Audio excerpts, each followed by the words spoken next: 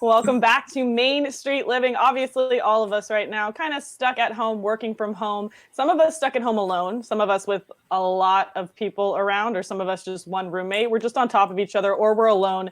It's a really good time for us to all to be focusing on our mental health since we have the time, and especially trying to be careful with the people in our lives and make sure that we're reaching out to them, right? Mm-hmm.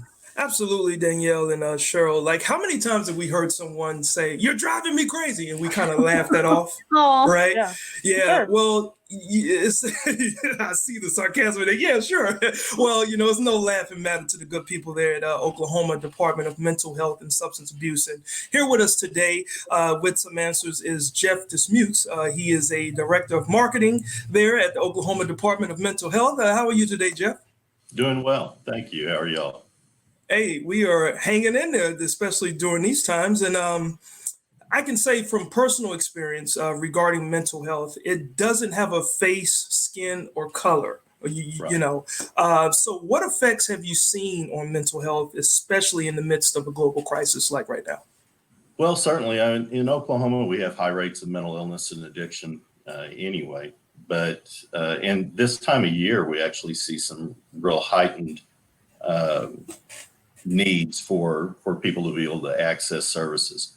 But the pandemic itself has really changed things. It's increased stress. And I think the thing that people need to remember about that is that some of the additional stress that they're feeling, some of the things going on, it's normal. It's okay. But it's when this starts moving to a point where it's really impacting your life, it's making a difference, you're having negative effects, it's important to go ahead and reach out and find help. And here in Oklahoma, we have, similar to around the country, there's different ways to do that. And I don't know that everybody always understands, that services for behavioral health issues, for mental health and addiction, are maybe a Okay. little easier to access than what they might think.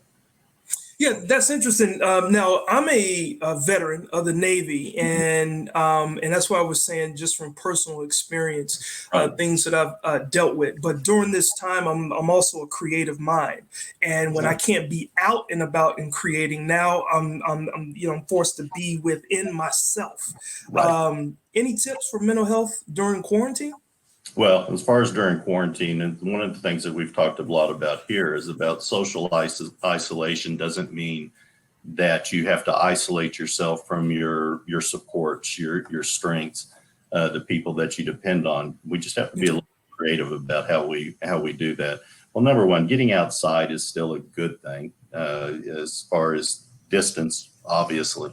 But trying to get outside, get exercise, find new ways of exercising and keeping yourself active. But definitely the big part is keeping those connections viable. So Okay. of course, we're doing everything that we can right now with doing things over using video and connecting that way. But it's okay to pick up a phone call. We've been encouraging people, write a letter. It's kind of a lost art. Do what you can to stay connected to those supports. Talk about things. And absolutely, if you are experiencing some problems that you're really concerned about, reach out for that help and talk to somebody about it. It might be a friend, it could be clergy. Telehealth's huge, and we deliver a lot of services by telehealth. But reach out to your primary care physician, or just find a behavioral health provider near you and contact them. Absolutely, and I see on your website that visitors can seek help 24/7, and we also have your national crisis line number that we'll pipe up here in a minute.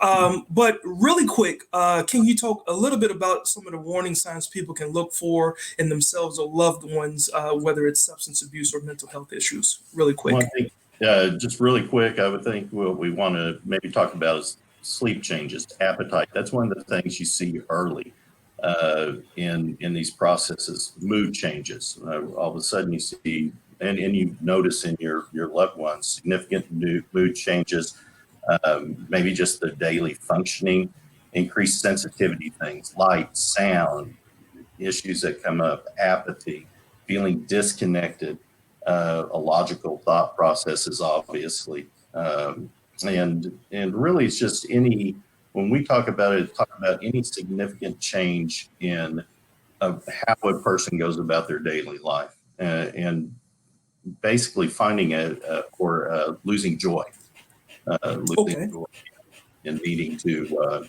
change. Okay. All right. Well, you know what? I wish we definitely had more time because a lot of the things you mentioned is a lot of the things that I know that I deal with within myself. So thank you so much for being here today with us, Jeff, and thanks for sharing those tips and that information. I appreciate y'all.